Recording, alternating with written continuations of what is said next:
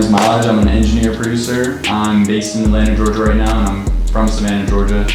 I've been doing this full time for probably the past 3 years, but I've been making music since 2016 after I got into DJing and that kind of stuff. And I feel like, just one thing led to the next, and I knew my career needed to take a bigger step, so I moved up to Atlanta, and I've just been working with a ton of upcoming artists in the area and just doing my thing, So currently on my credit list I have 2 Chainz, Cocabango, Light Skin Keisha, Slam Like Shorty, Yak Gotti, a ton of other artists that are not on the giant scale of things, but some of my other favorite artists I've been working with recently: Amelia, Big Boss Moolah, Mott Freedom is Day One from Savannah.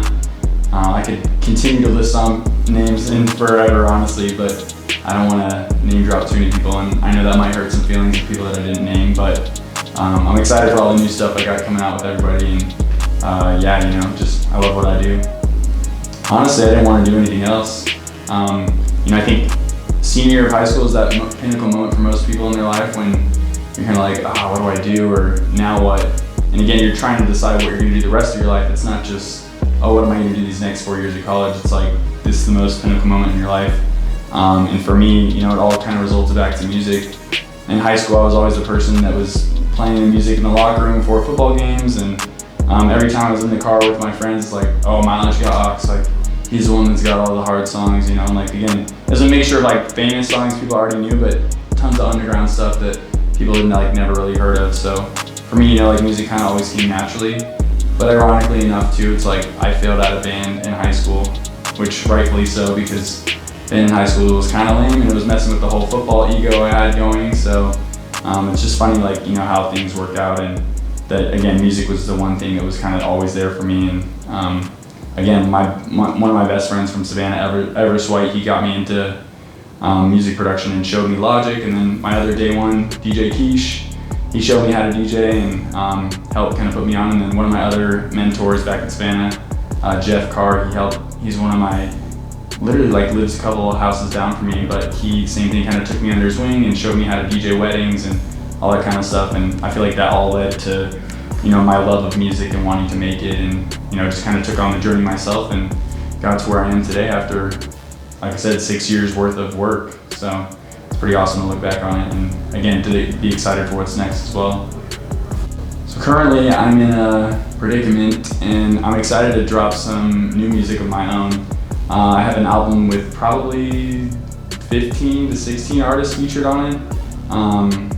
And I'm really excited to share that with everybody. So that'll be dropping next month in December to help kind of celebrate my birthday of turning 25. And I don't know, again, it's just exciting to share new music with people. And you get to a point where you have so many songs that are just unreleased with people and are just sitting on your computer, and you get to the point where you're like, I gotta take power into my own hands and share this with people. So I'm excited for that. Other than that, the year is pretty much coming down to a wind, but trying to figure out what to do next year and start planning out some things for 2022 and kind of, jetpack myself to something new after that. Honestly, even reaching a certain level of success, you kind of have that feeling of motivation of okay, cool, this motivates me, but I have that feeling of I always want something more, and maybe that's a double-edged sword in a bad way as well, but I like to use it as kind of a superpower and to keep myself going and to know that, okay, this is all going to work out in the end. And really the little small day motivation stuff is the satisfaction and the feeling I get in a studio with anyone I work with. It doesn't matter with the followers or however many plays the song gets. That's what motivates me every day to wake up and be okay, cool, yeah, I want to do that tomorrow and the next day and the next day. Because like I said, it's just that feeling that I can't get enough of, regardless of, the money you made from it or any of that kind of stuff. So that's my biggest motivation, is seeing success behind it and just getting to make music. I honestly would just say you got to full send, you got to go for it. Too many people are half in, half out kind of people, and I don't think you can really do anything with your life if you're that kind of person.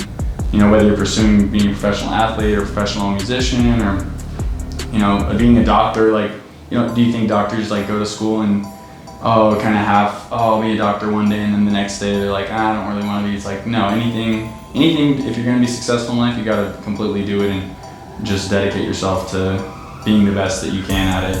And I think, again, I can look back on my life and be like, okay, cool, I've done this so far. And honestly, the hardest part is just staying on that path, because it's easy to be motivated for like a month, but then it's being consistent and again, being that reliable person that always has that work ethic. I honestly want to leave an impact on the music industry and just in the world in general, of like, man, like there's nothing Mileage didn't do. You know, I want people to look back on it and just like, what, he made this song and he made this song The Weeknd, and then he had a song with Justin Bieber, and he had a song with, you know, like all kinds of genres. I don't want to just be put into this little lane of like, oh, and Mileage is just like, you know, the white kid from Atlanta that makes trap music. It's like, I don't want to be known as that. You know, I'm so much bigger than that. And I know what I'm capable of is far more than that. So that's like my biggest thing as far as legacy wise. I want people to really look up to me as like, you know, the next Pharrell, the next Rick Rubin, all that kind of stuff. I want to be up there with the greats and not just like, you know, just like, he makes beats, or he's just like another engineer, whatever. So that's like my biggest goal, is to really push myself to these tall heights. Because again, if you're not striving to be like one of those greats, then you're probably not going to get there. That's true. So honestly, one of my good friends, Lucas Sanchez, he's an artist I work with. He was one of the first artists that worked with me when I moved up to Atlanta, before I feel like the snowball effect kind of happened for me. But he gave me a film camera and was literally just like, yeah bro, like here you go, you can have this. And honestly, like ever since that day, I've just been so intrigued by it. And my older brother shoots all kinds of film cameras. My dad also does photography and stuff on the side, so I feel like I've always had that interest in visual arts as far as like film and video work and that kind of stuff. So for me, it was just kind of like, all right, cool, I'm gonna like do it as a hobby and stuff. But for me too, I want to capture those moments that I'm getting to experience with artists that I work with, and again, give them something like, hey, here's like kind of an extra present of like, yo, remember that day we made this song?